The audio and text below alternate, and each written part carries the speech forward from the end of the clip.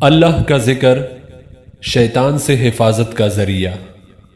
حضرت جابر بن عبداللہ رضی اللہ تعالیٰ عنہ سے روایت ہے کہ نبی مہربان صلی اللہ علیہ وآلہ وسلم نے فرمایا کہ جب آدمی اپنے گھر جاتا ہے، داخل ہوتے وقت اور کانا کاتے وقت جب اللہ کا نام لیتا ہے تو شیطان اپنے ساتھیوں سے کہتا ہے کہ یہاں تمہارے رہنے کا ٹھکانہ نہیں اور نہ تمہارے کانے کا۔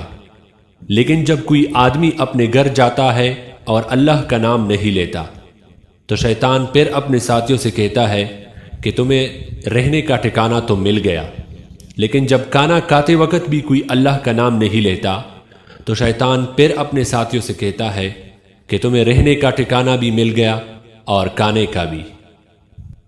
باحوالہ صحیح مسلم۔